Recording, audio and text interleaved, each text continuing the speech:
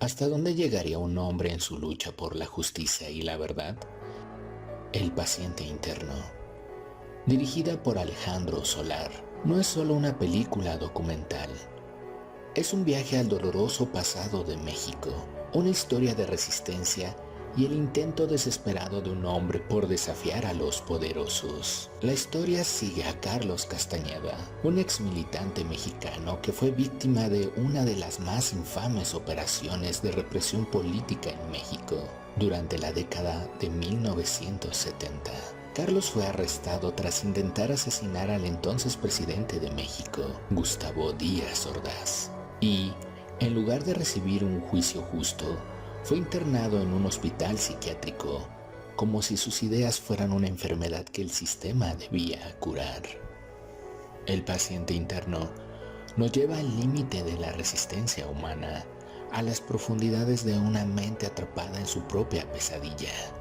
Carlos Castañeda, el protagonista de esta historia, fue un hombre decidido a luchar por sus ideales, incluso si eso significaba desafiar al propio sistema. En su intento de acabar con la figura del poder, fue en cambio sometido a un aislamiento implacable, donde la verdadera batalla no se libró contra los muros de una celda, sino contra los propios demonios que comenzaron a nacer en su mente.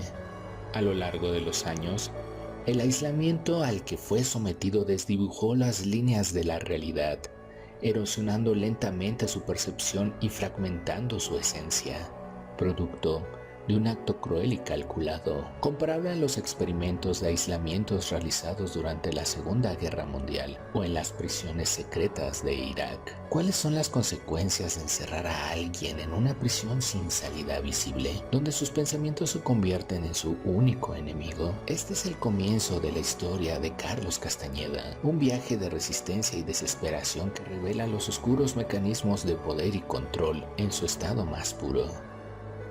Carlos Castañeda, desde muy joven, había sentido un profundo descontento con la sociedad que lo rodeaba. México, en la década de los 70, estaba marcado por un gobierno autoritario que aplastaba cualquier intento de rebelión. Para Carlos, la lucha no era solo una opción, sino una necesidad. Sus ideales de justicia y cambio lo llevaban a contemplar acciones extremas, sabiendo que su vida y su libertad estaban en riesgo, pero también convencido de que debía hacer algo para cambiar al sistema que lo asfixiaba. Fue en ese contexto, en medio de un entorno de opresión y represión, cuando Carlos tomó la decisión de cambiar su vida para siempre, convencido de que una figura representaba todo lo que estaba mal en México. Para él, acabar con Díaz Ordaz no era un acto de violencia sin sentido, una forma de libertad. Su intento, sin embargo, fracasó, y pronto se iría capturado por las fuerzas del Estado. Carlos fue arrestado en un operativo fulminante. Apenas tuvo tiempo de procesar el fallo de su plan cuando ya estaba rodeado, esposado y llevado a un lugar que no reconocía. Sin un juicio formal, sin la oportunidad de defenderse, Carlos fue sometido a una de las formas de represión más extrema: el aislamiento.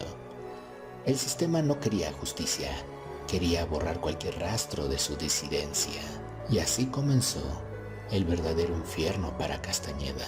Carlos fue ingresado en un hospital psiquiátrico. La etiqueta de enfermo fue la sentencia que el sistema le impuso. La mente de Carlos ahora sería su cárcel, y su lucha se tornaría mucho más íntima, mucho más aterradora. Los primeros días en el hospital psiquiátrico fueron desconcertantes para él. Lo despojaron de su identidad y lo redujeron a un número, un paciente sin nombre ni historia, con guardianes vigilando cada movimiento. Empezó a sentir que su mundo era cada vez más pequeño.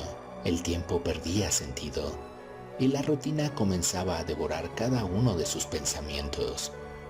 Carlos había sido un hombre con una misión, y ahora estaba reducido a una existencia en la que sus propios pensamientos eran la única compañía.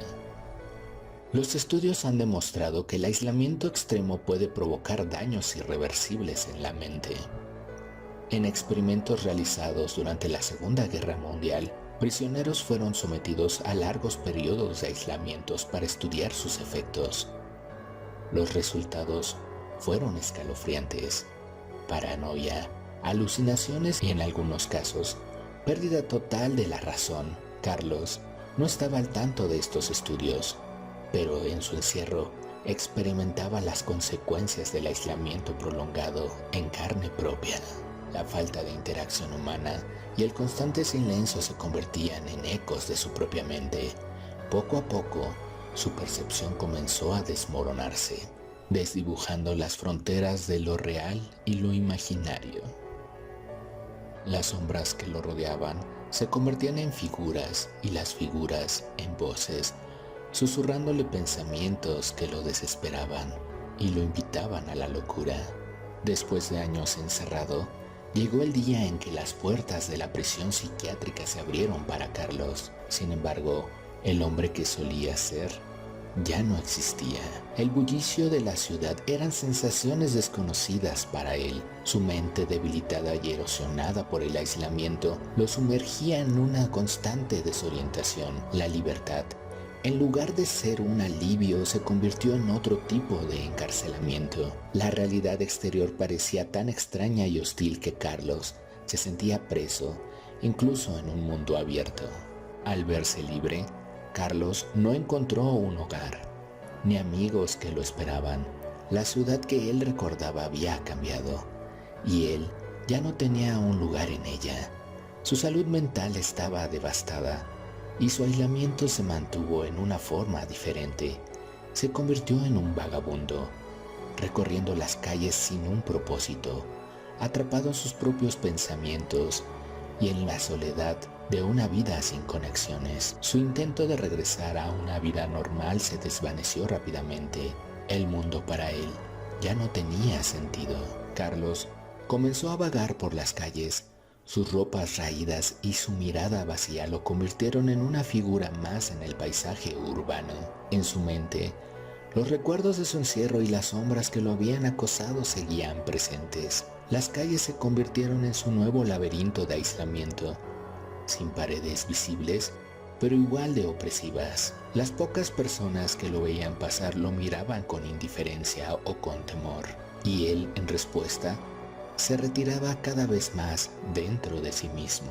Incapaz de adaptarse a la realidad que lo rodeaba, Carlos comenzó a perder aún más el sentido de quién era. Su vida como vagabundo se tornó en una rutina de subsistencia y olvido. Pasaban los días en parques, buscaba refugio bajo puentes y pasaba las noches frías en la intemperie. Su sentido de identidad se había fragmentado hasta el punto que incluso el rostro que veía en los charcos no parecía el propio. Los años habían pasado y Carlos era ahora un anciano frágil y perdido. Nadie lo esperaba y la calle había sido su único hogar. Pero finalmente encontró un albergue donde sintió un extraño alivio. Un sitio donde podía sentirse a salvo de la incertidumbre del mundo exterior. En los días posteriores, Carlos retomó la vida. Encontró consuelo en la monotonía de la rutina diaria, rodeado de otros desvalidos y enfermos, donde su voz y sus oraciones eran escuchadas, dentro de un lugar que le proporcionaba un techo, comida y una cama para dormir entre los suyos, dándole la libertad de salir y regresar cuando le fuera conveniente, ya que el encierro a donde fuera siempre lo acompañaba. El paciente interno no es solo una historia de rebeldía y encierro, es una exploración profunda de los efectos devastadores que el aislamiento y la tortura mental pueden tener en un individuo. Nos permite entender las capas de sufrimiento que la mente humana puede soportar, así como el impacto de privar a una persona de su libertad y de su identidad. La película permite al espectador experimentar en carne propia el lento descenso a la locura de un hombre que alguna vez fue libre. Una experiencia que invita a la empatía y a la reflexión sobre la importancia de la salud mental y el contacto humano. Este es un relato real que nos invita a mirar más allá de la superficie y a comprender los efectos de la deshumanización en nuestra sociedad. Si te gustó el video, dale me gusta, suscríbete y compárteselo a un amigo. Estoy seguro le fascinará. Hasta la próxima.